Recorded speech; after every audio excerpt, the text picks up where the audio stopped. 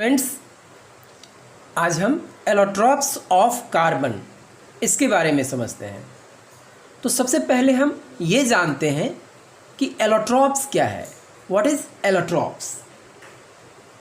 The various physical form in which an element can exist are called allotropes of the element.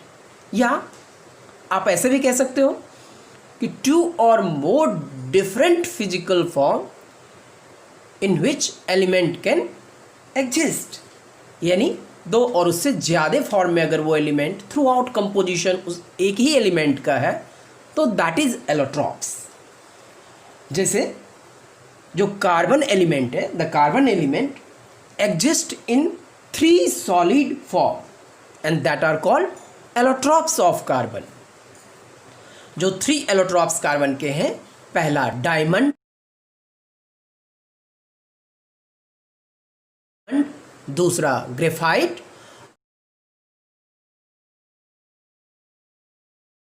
और तीसरा जो है ये new allotropes that is Buckminster fullerene. ये third allotropes है। अब हम ये जानते हैं डायमंड के बारे में। सबसे पहले हम डायमंड के बारे में जानते हैं।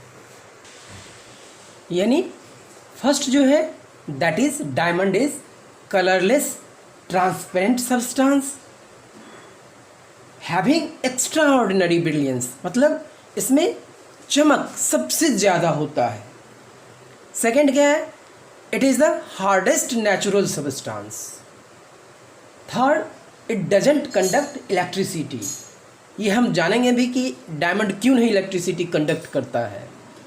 और fourth, on strong heating to form carbon dioxide, यानी जब हम डायमंड को बर्न करते हैं, that is diamond burn in oxygen, it only carbon dioxide यानी CO2, the only carbon dioxide is formed and nothing is left behind, यानी कुछ भी शेष नहीं बचता है।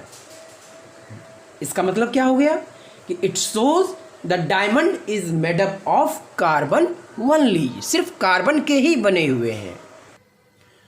अब हम ग्रेफाइट इसके बारे में जानते हैं। ग्रेफाइट का जो प्रॉपर्टी है कि फर्स्ट है graphite is a grace black opaque substance.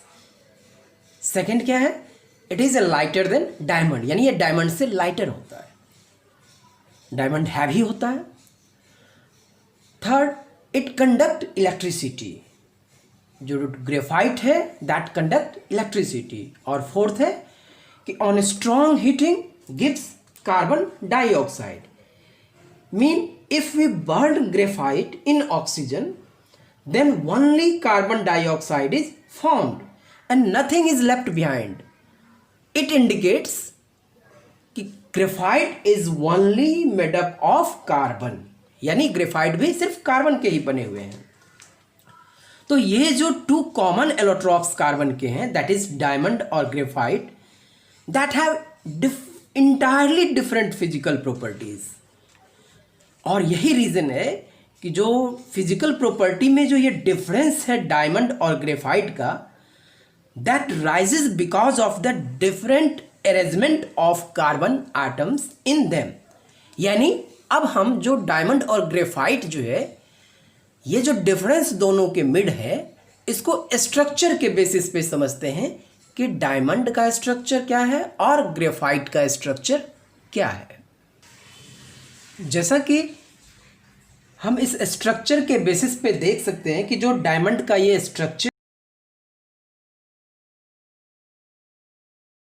है, दैट इज फर्स्ट जो ये बने हुए हैं, दिस इज A और दिस वन इज B, कि there is a strong bond exist between all the carbon atoms. Main carbon के मिड में जो है वो स्ट्रॉन्ग बॉन्ड है, जिसका ये यहाँ पे सेकंड पार्ट में दिखाया गया है कि each carbon atom joint to 4 other carbon atoms. यानी डायमंड के स्ट्रक्चर में जो हम ये देख रहे हैं कि जितना भी कार्बन है सारा एक दूसरे से कोवेलेंटली बॉन्ड, यानी कोवेलेंट बॉन्ड जो होते हैं स्ट्रांगली बॉन्डेड, स्ट्रांगली जो है वो बॉन्ड है, यानी स्ट्रांग बॉन्ड है। तो यही रीज़न है कि कार्बन जो है that is due to rigid structure it makes very hard, that is very hardest substance, क्योंकि एक कार्बन 4 कार्बन यानी 4 कार्बन से वो अटैच्ड है। तो आप ये जानते हो ना कार्बन की जो वैलेंसी है वो भी 4 है, तो सारे कार्बन कनेक्टेड हैं। तो यही रीज़न है कि ये जो रिजिडिटी है, ये रिजिडिटी जो आ रहा है it is due to joint to 4 other carbon atom, यानी क्लियर है।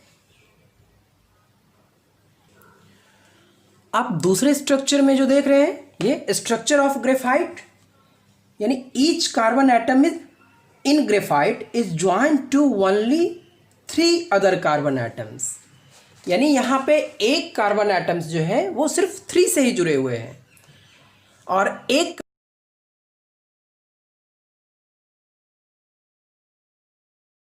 कार्बन जो है इसका मतलब है दैट इज फ्री इलेक्ट्रॉन, वो फ्री होता है। और ये जो एक कार्बन जो दूसरे से कनेक्टेड है that is weak force, and that weak force holds the layer of carbon atoms.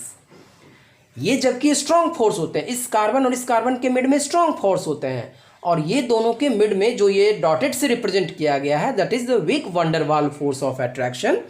और एक कार्बन जो होते हैं हर सीट में it is a sheet type structure, एक कार्बन के फ्री इलेक्ट्रॉन होते हैं। तो due to that free electron, यानी 4th जो कार्बन होता है हर सीट का, उसका जो इलेक्ट्रॉन है that valence electron of each carbon atom is free, that easy to move, यानी फ्री टू मूव। तो due to presence of free electrons in a graphite crystal it conduct electricity. यही reason है कि इस diamond में क्या होता है कि each carbon is connected with 4 carbons, और यहाँ पे डायमंड ग्रेफाइट में क्या होता है कि 3 कार्बन्स ही कनेक्टेड होते हैं, ईच कार्बन यानी एक कार्बन से 3 ही कार्बन कनेक्टेड होते हैं, और एक कार्बन जो होता है वो उसका इलेक्ट्रॉन फ्री होता है। तो वो फ्री मूवमेंट के रीज़न से यानी ये इलेक्ट्रिसिटी कंडक्ट करता है ग्रेफाइट, और डायमंड जो है that doesn't conduct electricity. Diamond के जो यूज़ हैं, फर्स्ट है cutting instrument like glass cutter, saw for cutting marbles and in rock drilling equipment. Second, used for making jewelry. Third, used by eye surgeon as a tool, जो आई surgeon होता है as a tool to remove cataract from eye with a great precision. ये diamond के use हैं। और graphite का जो use है, first used as a lubricant for fast moving parts of machinery.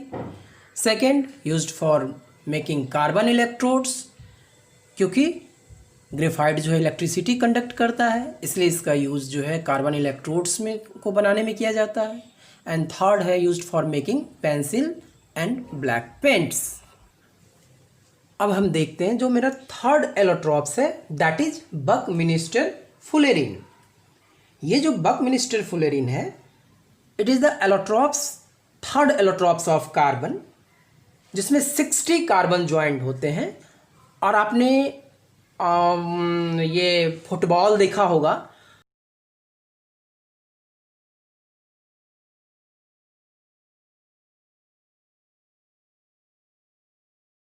तो फुटबॉल में देखा होगा कि इस तरह का जो स्ट्रक्चर होता है ये हेक्सागोनल और पेंटागोनल स्ट्रक्चर होता है। उसको आप गौर से देखेंगे इस तरह से, ये हेक्सागोनल और ये पेंटागोनल जो स्ट्रक्चर्स होते हैं इस तरह से, यही जॉइंट होते हैं। जो फुटबॉल है, सॉकर बॉल, यानी यूरोपियन कंट्री में से सॉकर फुटबॉल को सॉकर बॉल बोला जाता है।